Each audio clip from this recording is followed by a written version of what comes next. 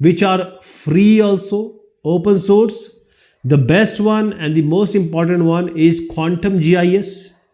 And the version today, while I'm talking, it's 3.2 ODENS.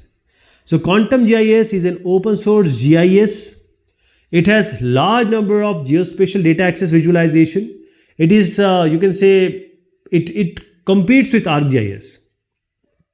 And it has all the files which are even prepared by or made by ISRI, geodatabases. It can handle various GIDAL raster library. So it can handle any kind of the raster data, vector data. It also has the OS, Open Geospatial Consortium visualization, data access services like WebMap and web feature services. So you are a hydrologist, or you say you are an agriculturist, you need some plugin. So QGIS is also having plugin.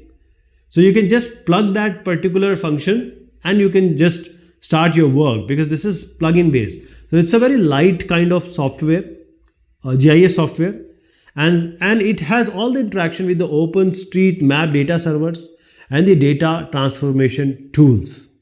So in all, GIS is one of the best. One also, this is also taking care of various other softwares. GrassGIS. Why I'm talking about this?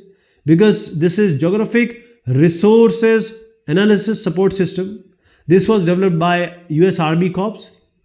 So this is the best tool for land management and environmental planning. It has 350 rock solid vector. So previously it was held by the government.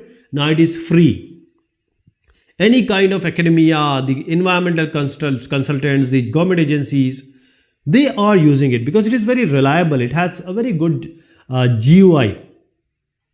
So as I said, it has vector and raster manipulation tools, 350 and more rock solid image processing, data terrain and manipulation analysis tools. Now GVSig. So GVSig is also a very good option, best option for free GIS. Basically it's underrated, but if you start using it, then you see it has excellent 3D capabilities. It's a very good desktop application, and GVSig is you can say it's basically a European kind of open source GIS software. So you can use this GVSig. It has nav table, CAD tools. These are very impressive in GVSig, because if you are working with the OpenCAD tools, this is the thing for you. Coming to Ilvis. So it was a commercial GIS software once. Now it has turned to open source GIS. Ilvis is standing for Integrated Land and Water Information Management. So you know that this is old, but it is gold. Ilvis, as I said, especially for the biologists, water managers, and the geospatial users. Ilvis is good for digitization and editing, the 3D analysis, animation, time series is also there.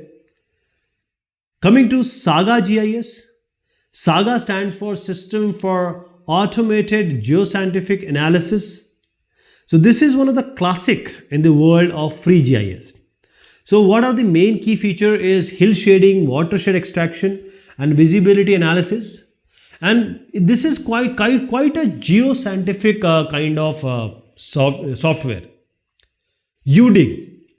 So UDIG is very easy, free software. It is user friendly. It comes, D means for desktop, I is for internet, consuming a standard like web services, web map services, web feature services. So the web WCS also, web coverage services, WPS. Then we have the GIS ready for complex and analytical capabilities. So UDIG is also one of the good option.